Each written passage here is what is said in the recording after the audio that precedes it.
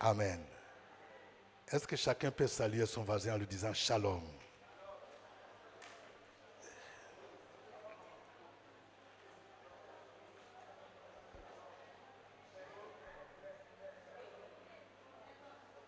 Amen. Alors, je vous prie de prendre vos Bibles.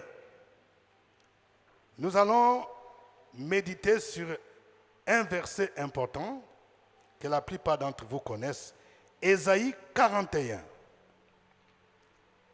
le verset 10.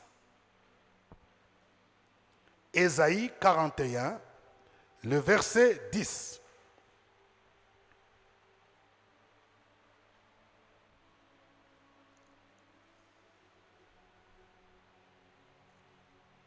Nous lisons la parole. Ne crains rien, car je suis avec toi. Ne promène pas des regards inquiets, car je suis ton Dieu. Je te fortifie. Je viens à ton secours. Je te soutiens de ma droite triomphante. Amen. J'ai prié le Seigneur. Je ne sais pas pourquoi le Seigneur m'a donné ce message. Le Seigneur m'avait dit de venir partager avec vous ce message. Ne crains rien. Dis à ton voisin, ne crains rien. Dis-lui encore avec assurance, ne crains rien. C'est le thème de mon message que j'apporte au peuple de la maison ce matin. Ne crains rien, ne craignez rien. Vous savez, nous vivons aujourd'hui beaucoup de situations qui suscitent la peur. Lorsque nous tournons nos boutons, la radio, la télé, 80% des nouvelles sont de mauvaises nouvelles. Surtout, par exemple, en Côte d'Ivoire, on dit année électorale. Les gens disent, année électorale, il y a beaucoup de choses qui arrivent. À un moment donné, il y aura ceci, il y aura enlèvement. Quand on regarde la télé, on dit, voilà, oh, en Ukraine, il y a telle chose. Oh, voilà, on a volé, on a tué, on a égorgé. Autour de nous, on parle de braquage, on parle de mort. Toutes ces nouvelles suscitent en nous la peur. Il y a même quelqu'un qui me disait, il semble que si tu construis la maison au village, là, ce n'est pas bon que tu finisses la maison en un an. Parce que les sorciers vont te bouffer. Il y a même des gens qui ont peur d'entreprendre quelque chose. Par peur de sorciers. On a peur de ceci. On a peur de cela. Que quelqu'un dise, moi je suis imbouffable. Dis à ton voisin, je suis imbouffable. Parce que le sang de Jésus circule à moi. Le Seigneur me charge de dire à quelqu'un, ne crains rien. Ne crains rien. Ce passage nous montre 5 raisons. 5 raisons qui devraient nous pousser à bannir la peur. Quelqu'un dit 5 raisons. Première raison, le Seigneur dit, ne crains rien, car je suis avec toi. Je suis avec toi. L'un des noms de notre Dieu, c'est Emmanuel. Emmanuel, ça veut dire Dieu avec nous. Plusieurs chrétiens ne réalisent pas, ou bien ils oublient que Jésus est avec eux. Si tu as donné ta vie à Jésus comme Seigneur et Sauveur, il est avec toi. Il est présent dans ta vie. Quelles que soient les situations, quelles que soient les difficultés, il est là. Il dit, je suis avec toi. Il a dit, je suis avec vous tous les jours jusqu'à la fin du monde. Lorsque nous traversons des moments difficiles, parfois nous paniquons. On a comme l'impression que Jésus est parti en voyage, il est parti en Chine, il est parti, je ne sais pas, à Dubaï. Non, il est là. Un jour, les disciples étaient avec Jésus dans la barque. Ils étaient de l'autre côté du lac. Jésus a dit, allons à l'autre bord. Je vais dire à quelqu'un, quand le Seigneur va vous faire passer dans une autre dimension de la bénédiction et de la gloire, il y aura un tourbillon. Il y aura toujours un tourbillon. Quelqu'un a dit, les grandes bénédictions sont précédées de grandes épreuves. Quand au niveau de ton travail, tu vois qu'il y a des combats qui se multiplient, Ça veut dire qu'il y a une élévation. Il y a une promotion qui pointe. Je suis en train de dire à quelqu'un, tout ce que tu traverses là, l'ennemi a vu une gloire. Allons à l'autre bord. Et pendant qu'ils y allaient, la Bible nous dit, il y avait un tourbillon. Marc chapitre 4, versets 37 à 40. Marc 4, 37 à 40, dit, il s'éleva un grand tourbillon et les flots se jetaient dans la barque, au point qu'elle se remplissait déjà. Et lui, il dormait à la poupe sur les coussins. Ils les réveillèrent et lui dirent, Maître, ne t'inquiètes pas de ce que nous périssons. S'étant réveillé, il menaça le vent et dit, silence, tais-toi. Le vent cessa et il y eut un grand calme. Puis il leur dit, pourquoi avez-vous ainsi peur? Comment n'avez-vous pas de foi? Il y avait un grand tourbillon, mais Jésus était dans la barque. Dis à ton voisin, Jésus est dans la barque. Tant que Jésus est dans ta barque, il n'a pas dit que tu vas couler. Oh, j'aime ce chant-là. Il n'a pas dit que tu coulerais. Il n'a pas dit que tu sombrerais. Il a dit, allons à l'autre bord. Si le Seigneur a dit qu'il va passer du célibat au mariage, le vent, il y aura un grand tourbillon. Tu vas passer de ce grade-là où tu es là, pour passer maintenant directeur, chef de service. Les vents vont souffler. Les eaux vont commencer à remplir la barque. Mais si Jésus est dans la barque, tu vas arriver à l'autre bord.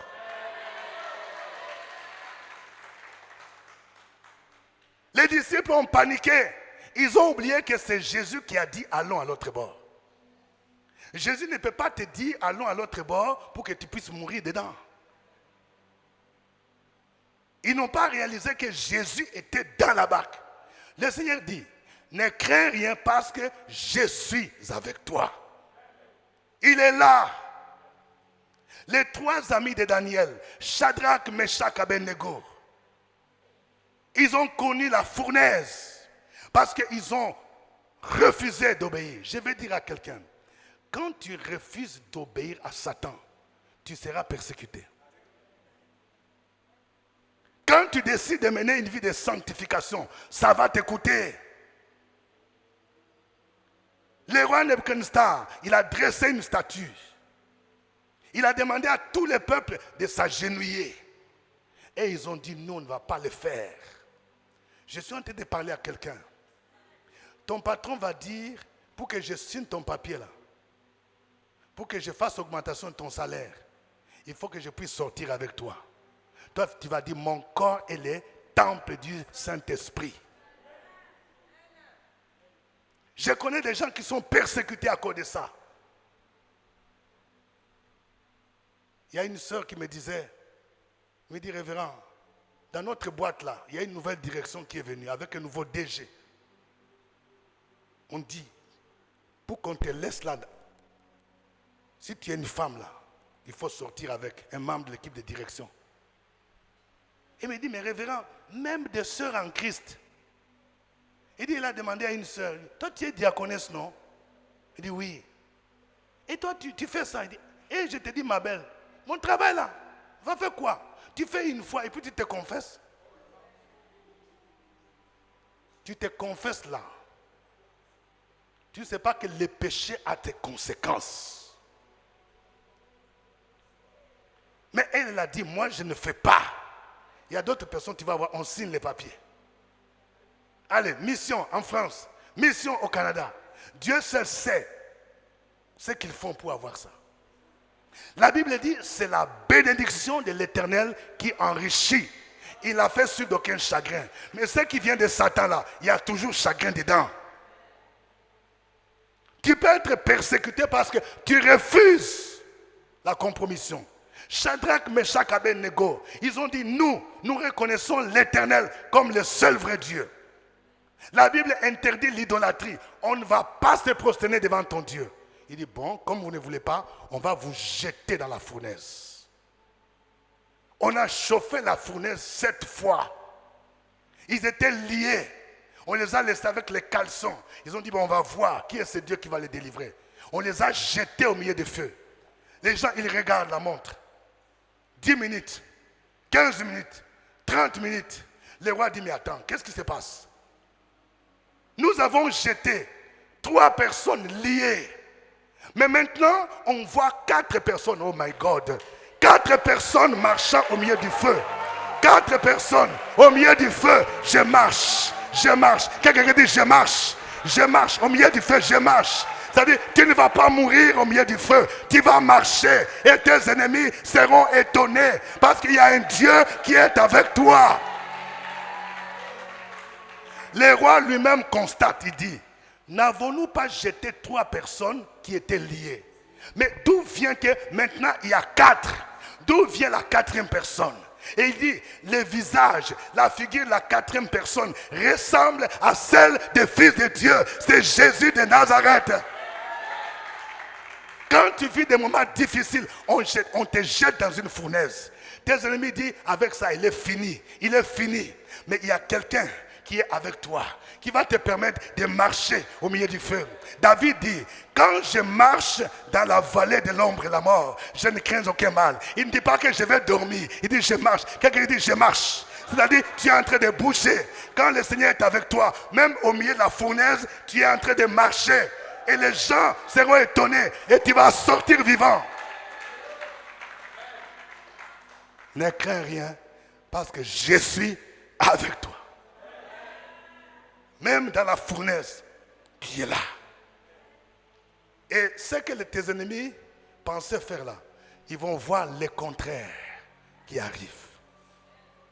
Et quand tu sors de la fournaise, c'est maintenant l'élévation. On dit après cela, les rois les éleva. C'est ce que j'aime chez Dieu. C'est-à-dire qu'après un moment d'épreuve, là, après ça, il y a quelque chose qui arrive. C'est la bénédiction.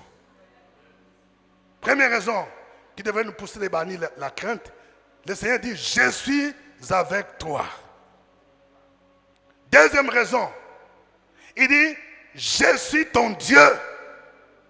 Il dit, ne crains rien parce que moi, l'Éternel, je suis ton Dieu.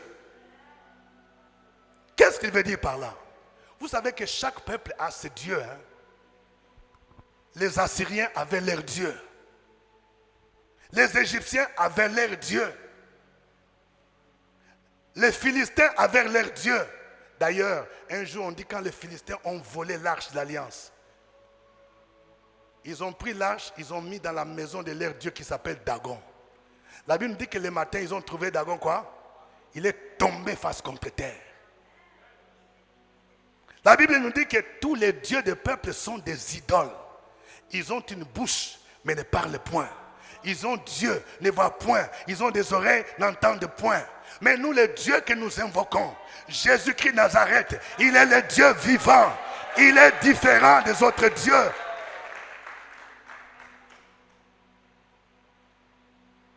Un jour, le prophète Élie était en face des prophètes de Baal. Ce que j'aime dans cette histoire, c'est qu'il y avait plus de faux prophètes. Même aujourd'hui, hein, ne soyons pas étonnés. Il y a plus du faux que du vrai. Mais heureusement que dans chaque époque, Dieu a toujours un reste. Et je veux que la messe fasse partie du reste. «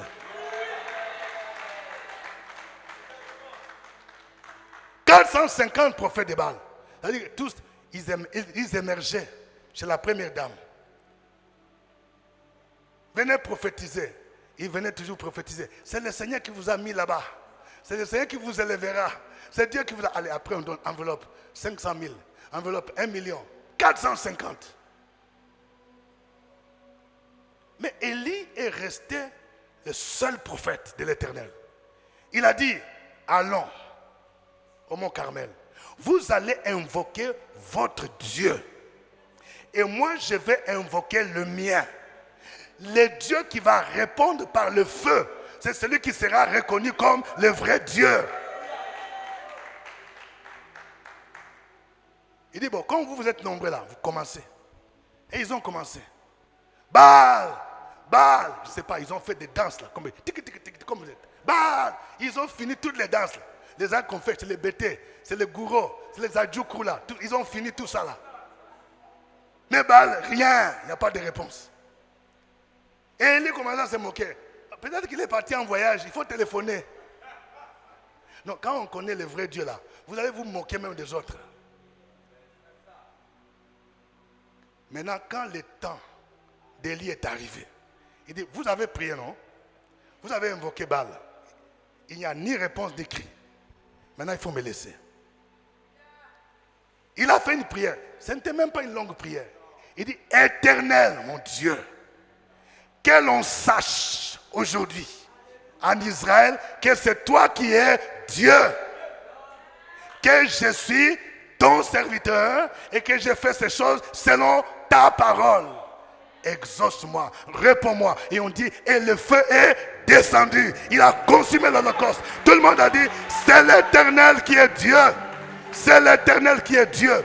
Je suis en train de dire à quelqu'un, les temps viennent, même dans ta famille, où on dit qu'il y a la sorcellerie, il y a le maraboutage. Les temps viennent où le Seigneur va te distinguer, où le Seigneur va faire quelque chose, où les gens vont dire, c'est l'Éternel qui est Dieu. La peur doit changer de camp. Il y a beaucoup de chrétiens qui ont peur même des sorciers. Écoutez, la Bible dit que celui qui est en toi est plus grand que celui qui est dans le monde. La peur doit changer de camp. Les vrais chrétiens là, les sorciers ont peur d'eux. Moi, j'ai donné ma vie à Jésus le 30 octobre 1984. Peut-être qu'il y a certains qui n'étaient pas encore nés. 84. Hein. Mais 2 ans, j'étais à 2 ans de ma foi. Il y avait quelqu'un qui m'encadrait. Il a commencé à m'initier, ou bien à m'aider à entrer dans le ministère de délivrance. Alors il m'a dit, Dieu donné, on va prier pour... c'est une sœur qui a des problèmes d'envoûtement. Mais il faut te préparer, il faut jeûner. Quand les démons là, ne s'amusent pas. J'ai commencé à regarder, confesser tout péché là pour qu'il soit pur. Parce qu'il ne faut pas t'amuser à aller chasser des démons si tu n'es pas en règle. Hein. Alors, c'est pour moi la première fois. Écoutez ce qui s'est passé. On était à 3. La dame là avait un esprit. Quand on commençait à prier, il y a un esprit qui s'est manifesté. C'était, je pense, un esprit sous forme d'animal. Si c'est des léopards. Il a commencé à changer de visage. Bon, notre leader, c'est lui qui dirigeait la prière. Il était en train de proclamer la parole de Dieu. Jésus nous a donné le pouvoir de marcher sur les serpents et les scorpions au nom de Jésus. Et puis, l'esprit l'a dit, je vais vous dévorer. Je vais vous dévorer. Bon, moi j'avais un peu peur, je ne voulais pas qu'il me regarde. Et puis, quand il commençait à invoquer le sang de Jésus, je vois l'esprit dire, tu me brûles. Je commençais à dire, aïe, donc c'est comme ça. Alors, il a dit ceci. Il a dit au démon, toi là, la Bible déclare, ce n'est plus moi qui vis, c'est Christ qui vit en moi.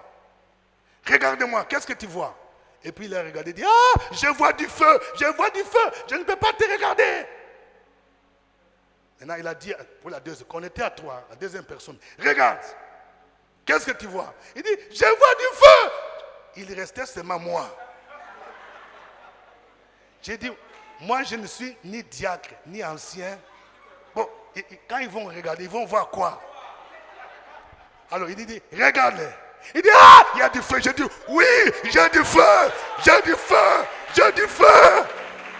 En même temps, j'ai eu la force. J'ai dit, toi démon, je t'écrase au nom de Jésus, je t'écrase. Et il a commencé à dire, tu m'écrases. J'ai dit, bon, dis à ton frère, dis à ton voisin, tu as du feu. Les sorciers savent que les vrais chrétiens ont du feu, de power. Ils doivent avoir peur de toi. Parce que le Dieu que tu pries est un Dieu différent. Le Seigneur te dit, ne crains rien parce que je suis ton Dieu. Un Dieu tout puissant qui s'appelle El-Haï, qui s'appelle Jéhovah Sabaoth. Il est au-dessus de tous les dieux. C'est pourquoi tu ne dois pas avoir peur. Troisième raison.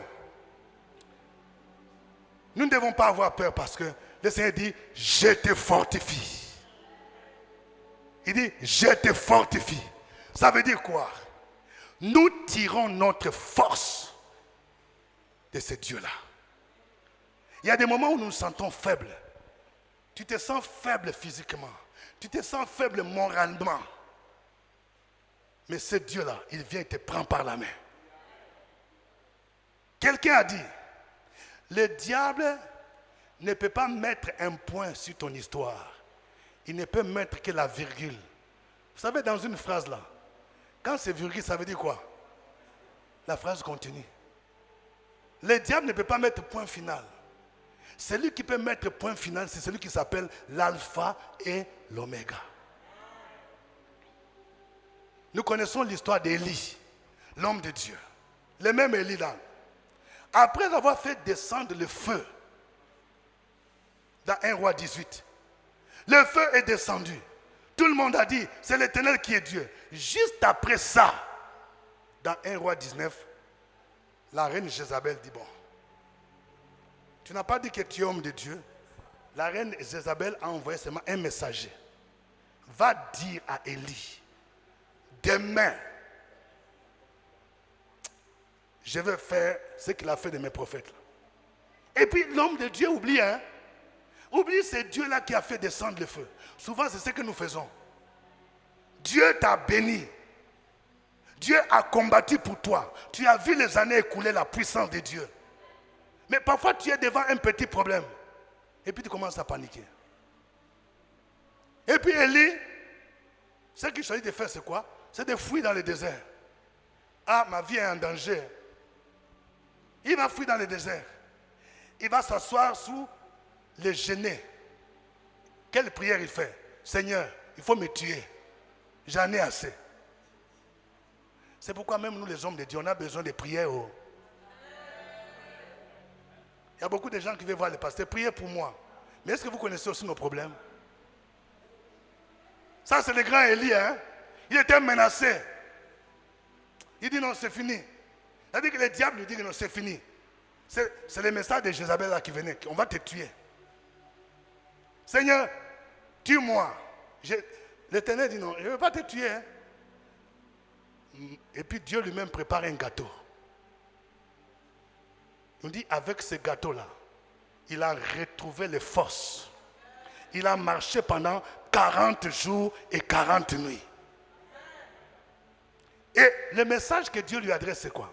Il dit, lève-toi, mange, car le chemin est encore long. Dis à ton voisin, le chemin est encore long. Ça veut dire quoi? C'est pendant que tu as l'impression que ta vie est finie. Tu vis un moment difficile où les gens disent, elle est finie, il est fini, tu n'as pas d'issue. C'est pendant ce temps-là où le Seigneur te dit, le chemin est encore long. Il y a des choses que je t'ai promises. Tant que ce n'est pas encore arrivé, personne ne mettra la main sur toi. Je t'ai montré que tu étais dans un grand duplex. Je t'ai montré que tu étais quelque part, avec un mari, avec des enfants. Tant que ce que Dieu t'a montré n'est pas encore arrivé, personne ne te tuera. Le chemin est encore long. C'est pourquoi Dieu dit, je te fortifie. Nous avons besoin d'être fortifiés. Comme Dieu a fortifié son serviteur. Pendant qu'il pensait que c'était fini, Dieu dit, moi je te donne ce gâteau-là, mange. Nous avons un Dieu qui nous fortifie dans des moments difficiles. Même pour ceux qui font les affaires, il y a des gens à un moment donné, tout devient compliqué. Il y a quelqu'un qui me disait, pasteur, à Abidjan, là, les gens sont mauvais. Hein? Quand tu entres dans une affaire, là, dans un domaine, tu vas voir tout le monde se verse dedans. Et surtout, il y a des gens qui viennent avec l'intention de nuire à toi.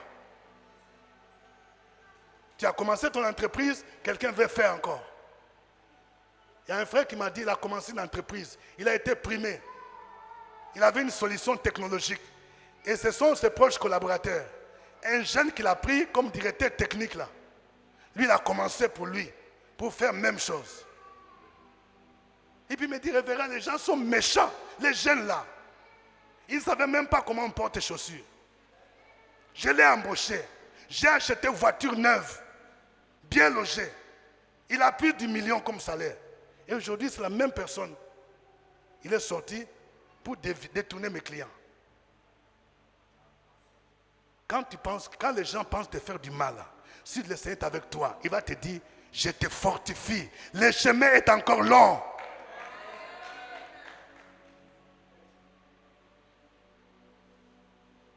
La jalousie, c'est l'une des choses qui va détruire l'Église aujourd'hui et notre société. Vous savez comment nous les Africains nous réfléchissons. Tu vois ton frère qui est monté sur un manguier, hein? Il mange des mangues mûres, toi tu es en bas. Et puis quand tu regardes, tu fonces ton visage. Pourquoi lui il est monté là, moi je suis en bas? Et puis il mange des mangues mûres. Donc tu réfléchis maintenant comment les faire descendre. Donc tu vas chercher tronçonneuse pour couper les manguiers. Comme ça il va descendre. Alors que tu peux réfléchir autrement. Tu peux dire, bon mon ami, comment tu es arrivé là? Il peut te dire, bon attrape ma main. Hein? Toi aussi tu peux venir. Comme ça il peut te montrer comment arriver là-bas. Ou bien tu peux aussi dire, bon ok, est-ce que tu peux m'aider à apprendre à manger des mangues? Si lui il en mange 10, il te donne même 3, c'est bon. Mais couper les manguiers, ce n'est pas la solution. Vous tous, vous allez manquer. C'est ça l'esprit de sorcellerie, les coupeurs de manguiers. À Mesa, je ne veux pas qu'il y ait des coupeurs de manguiers. Dis à ton voisin, il ne faut pas être coupeur de manguiers.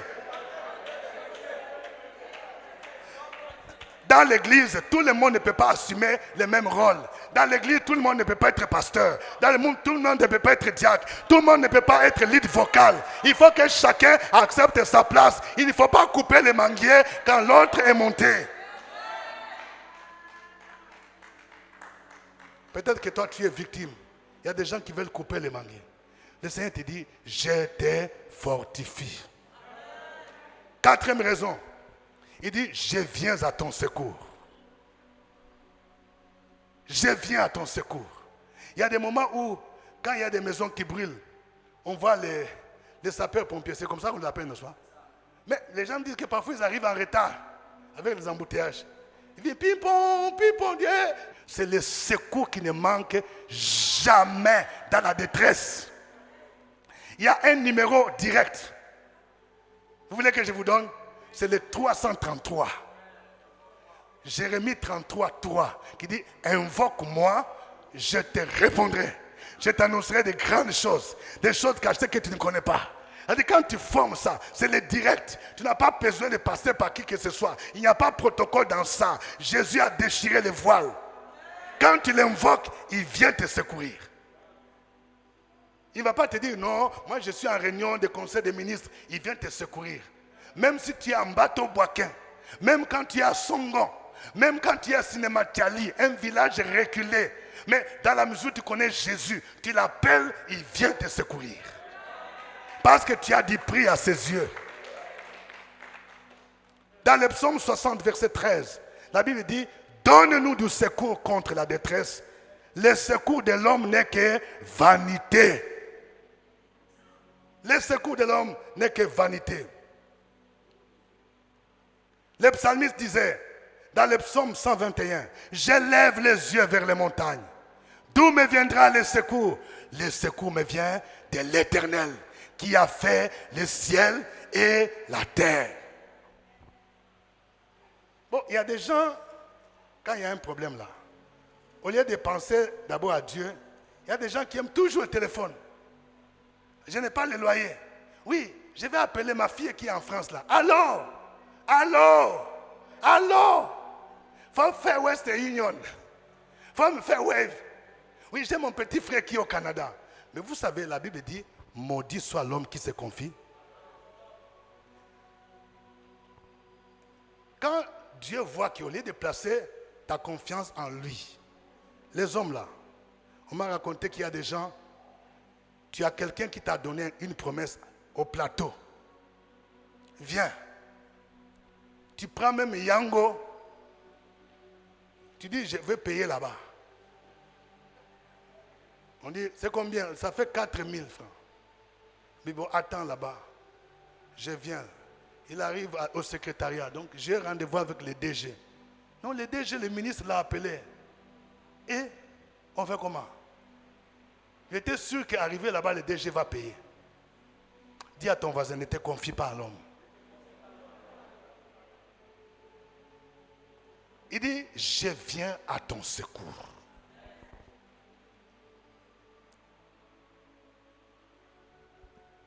Et cinquième raison, enfin, il dit, je te soutiens de ma droite triomphante.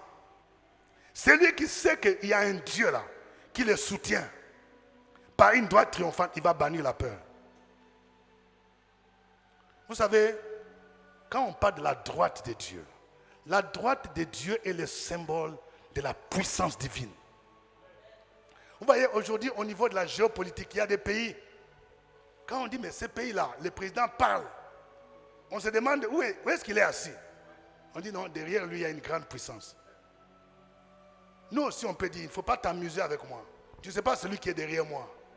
Il y a le Dieu Tout-Puissant. Il y a Jésus de Nazareth. Il y a celui qui est au-dessus de tout nom, devant qui tout genou fléchit dans les cieux, sur la terre et sous la terre. Il dit, je te soutiens de ma droite triomphante. C'est-à-dire une droite qui triomphe, une droite de victoire. Quand tu es avec lui, quand il te soutient là, tu vas triompher dans l'adversité. Tu vas triompher sur la sorcellerie. Tu vas triompher sur la magie. Tu vas triompher sur la franc-maçonnerie. Tu vas triompher. La Bible déclare, tout ce qui est né de Dieu triomphe du monde. Quand tu as une vision là, qui est née de Dieu, les gens vont te combattre. Ils vont échouer. Parce qu'il y a un Dieu qui te soutient par sa droite triomphante. C'est ce Dieu-là pour qui Moïse a chanté. Quand Pharaon ne voulait pas laisser les enfants d'Israël, il a dit, qui est l'Éternel? Dieu a dit à Moïse, il faut le laisser. Moi-même, je vais endurcir le cœur de Pharaon. Pharaon et son armée vont servir à faire éclater ma gloire. Je vais dire à quelqu'un, il y a des moments où tu es devant une situation, c'est-à-dire ton Pharaon là, il te poursuit. Quand les enfants d'Israël étaient devant la mer rouge était devant. Et puis l'armée de Pharaon derrière. Ça, c'est ce que moi j'appelle le dernier round. C'est-à-dire que Dieu lui-même excite ton Pharaon, il les rend têtus.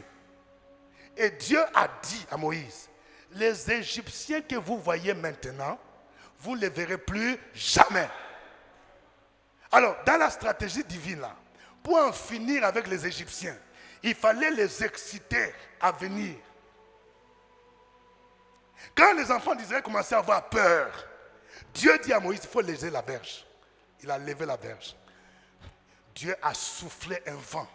Les eaux se sont fendues en deux. Les enfants d'Israël ont traversé à sec. Quand ils ont traversé à sec là, comme Pharaon était têtu, il demande à son armée aussi d'entrer dans l'eau. Quand ils sont entrés dans l'eau, la Bible nous dit que Dieu rendit leur marche difficile. Oh, j'aime ce Dieu-là. Ça veut dire quoi? Quand les chats, ils ne pouvaient plus avancer, ils faisaient tchoko tchoko, tchoko tchoko, tchoko tchoko. Dieu lui-même rend leur marche difficile. Ils ne peuvent pas avancer. Et puis ils ont dit, ah, il y a un Dieu qui combat. Il faut qu'on rentre. Quand ils voulaient rentrer là, les eaux les ont engloutis. Je suis en train de dire à quelqu'un, ton Pharaon sera englouti. Ceux qui te combattent seront engloutis. C'est pourquoi Moïse a dit, ta droite, ô Éternel, a signalé sa force. Ta droite a écrasé tes ennemis. Il y a un Dieu, quand il te soutient par sa droite, personne ne peut te vaincre. Et tu vas proclamer la victoire. Amen. Bien-aimés dans le Seigneur, nous venons de voir les 5 raisons qui devraient nous pousser à bannir la peur. Dieu dit, ne crains rien. Première raison, je suis avec toi. Deuxième raison, il dit, je suis ton Dieu.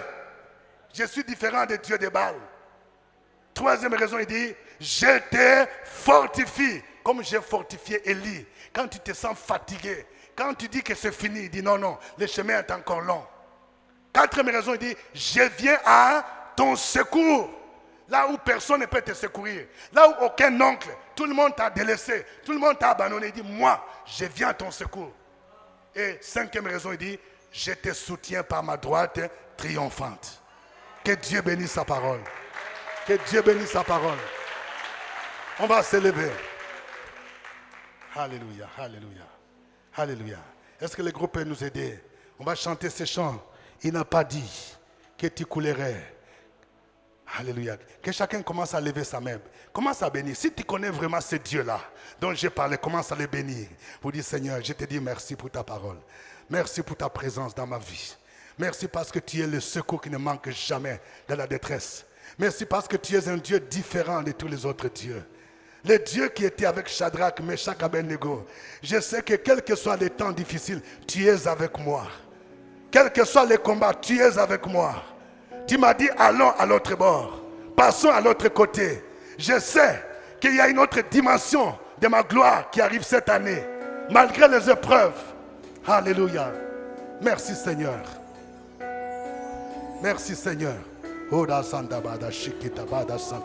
Prie le Seigneur. Si tu te sens faible, découragé, abattu, Jésus veut te fortifier. Il dit, prends courage mon frère. Prends courage ma soeur.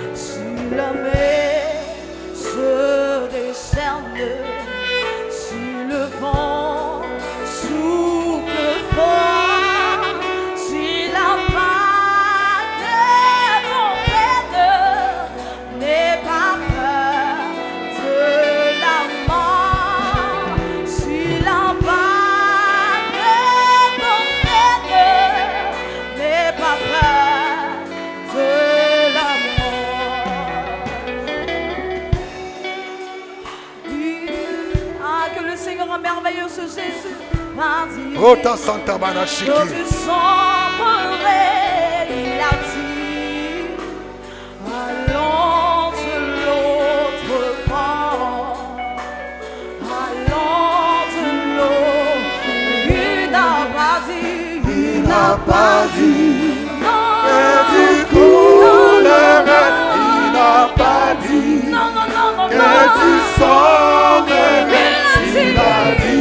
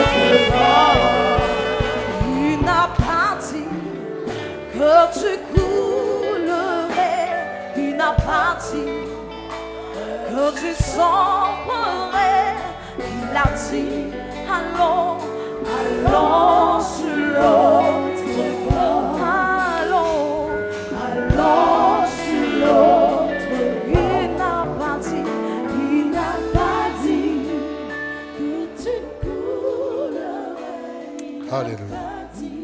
Merci Seigneur. Tu sombrerais, il a dit, allons sur l'autre bord, Nous allons sur l'autre bord. Nous gardons cette attitude de prière.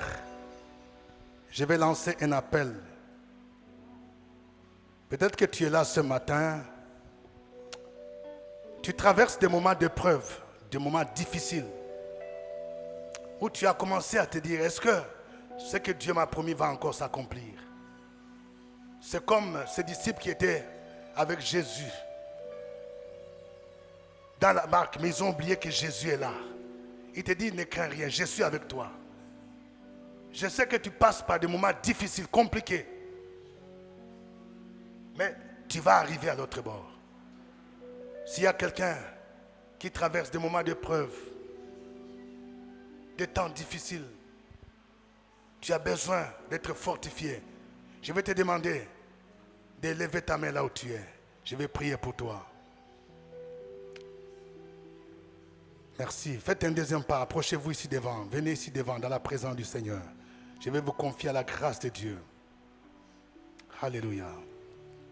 Il n'a pas dit que tu coulerais. Il n'a pas dit que tu sombrerais. Il a dit, allons sur l'autre bord.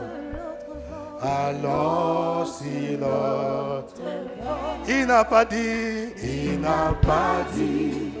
que tu coulerais. Il n'a pas dit que tu sombrerais.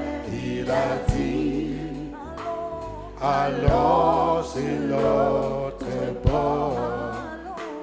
Allons sur l'autre bord. Alléluia. J'ai prié pour vous. Le Seigneur m'a envoyé avec ce message afin que tu reprennes la force. Tu traverses des moments difficiles où tu es tenté de retourner même dans le monde. Non, ma soeur, ne retourne pas dans ce que tu as vomi. Tu as placé ta confiance en un Dieu vivant. C'est une période de transition. Il y a un Dieu qui va te bénir. Il y a un Dieu qui ne va pas oublier tout ce que tu as fait pour lui. Toutes les fois que tu as donné une offrande pour son œuvre, il va s'en souvenir. Toute fois que tu as donné ta dîme, le Seigneur va se rappeler. Il m'a envoyé pour toi, pour te dire le chemin est encore long. Le mariage que tu attends viendra. Même si tu as connu des déceptions, le Seigneur te prépare un mariage glorieux. Ota sakata bada shiki, rinda mana santa mana shiki, oti samana shika, rinda mana santa, honta santa. Je prie pour que Dieu te console. Je prie pour que Dieu te fortifie. Je prie pour que Dieu te relève au nom de Jésus. Continue à servir ton Dieu. Il ne va jamais te décevoir. Je prie pour toi. Toi qui connais des combats dans ta famille. Tu es dans une famille, on fait des adorations, des masques, des idoles. Et tu connais des combats. Parce que tu invoques le nom de Jésus. Parce que tu pries pour la conversion des membres de ta famille. Et tu es attaqué. Je suis venu prier pour toi. Pour dire, Seigneur, le Seigneur va te fortifier. Tu es comme le Joseph de ta famille. À partir de toi, cette famille va connaître la lumière. C'est pourquoi tu vis ce combat. Mais Dieu te dit, il est avec toi. Il te soutient par sa droite triomphante. Les combats que tu vois maintenant, c'est comme l'armée de Pharaon. Ils seront engloutis. Et ceux qui te combattent reconnaîtront que tu as un Dieu vivant. Je prie pour toi, afin que tu puisses sortir victorieux, victorieuse de cette épreuve. Tu vas oublier la honte de ta jeunesse. Tu vas oublier. Et le Seigneur va te remplacer les années qu'ont dévoré la sauterelle. Il est un Dieu fidèle. Gloire à toi, Seigneur. Je te dis merci pour ta bonté, ta fidélité. Accomplis fidèlement tes promesses dans ta vie de tes enfants. Et ceux qui ont péché, je prie, Seigneur, afin que tu les relèves. Tu les aides encore à se repentir et à revenir à Jésus. Oui, reviens à Jésus, ma soeur. Reviens à Jésus, mon frère. C'est lui la solution. Le monde ne peut rien te donner. C'est Jésus la solution à ton problème. Je libère sa faveur sur ta vie. Je libère sa grâce sur ta vie ce matin dans le nom de Jésus. À lui soit l'honneur, à lui soit la gloire, au nom de Jésus. Amen. Il n'a pas dit que tu saoulerais. Il n'a pas dit que tu sauverais. Il a dit allons sur l'eau.